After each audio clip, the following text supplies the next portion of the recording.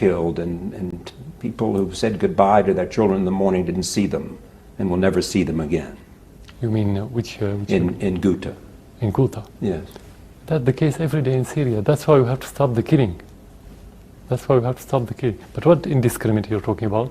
You said well, the fact that chemical warfare is indiscriminate in who it kills. Do you have evidence that there was innocence? There was a conflict, there was fighting, there was shooting. That's it. We didn't prevent them from going anywhere. We asked them to come. Why to delay them? Even if you want to take the American story, they say we used the chemical weapons the same day the team or the investigation team came to Syria.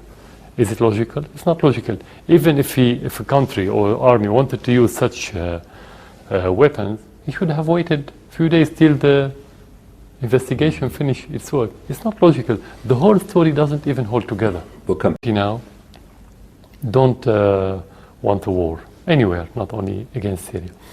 But the Congress is going to vote about this in a few days, and I think the Congress is elected by the people and represent the people and work for their interests. The first question that they should ask themselves, what do wars give America? Since Vietnam till now, nothing.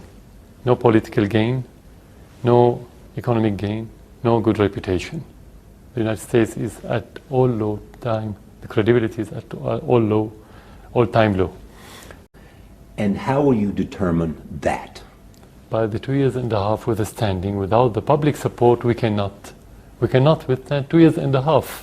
Look at the other countries. Look what happened in Libya and Tunisia and Egypt. Do you worry about that? What happened to Gaddafi? What happened to... No, we are worrying that the rebels are taking control in many countries. And look at the results now. Are you satisfied as American with the results? Nothing. Very bad. Nothing good.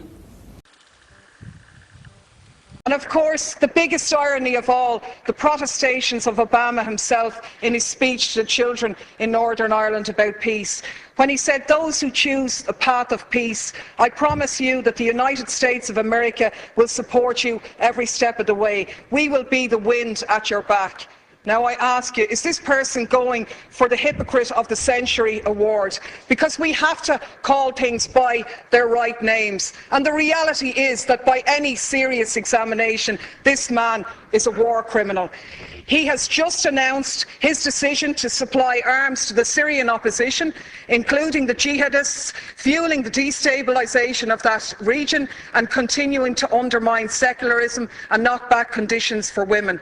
This is the man who is in essence stalling the Geneva peace talks by trying to broker enhanced leverage for the Syrian opposition by giving them arms, and to hell with the thousands more who lose their lives, or the tens of thousands more who will be displaced as this war goes on.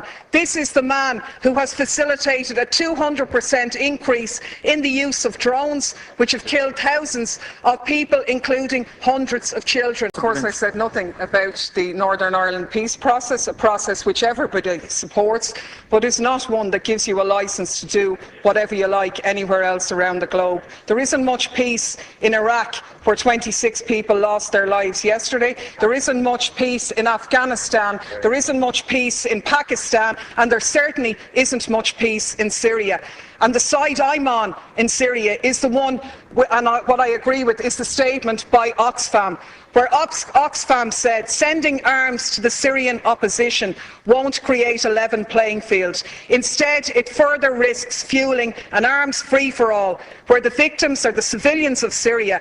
Our experience tells us that the crisis will only drag on for longer if arms are poured in. And that's in essence what the Americans have done. People in this country are very fond of our American brothers and sisters, and I think we stand far more shoulder to shoulder with them by making valid criticisms of their president, who has broken his election promises, rather than just pimping this nation as a tax haven for their corporations. I'm sure the Americans would far prefer if their multinationals paid their taxes at home rather than offshore here, so they could develop their health care, so they wouldn't be wasting money on arms being sent to slaughter people in other countries. Thank you, Deputy. He went on to...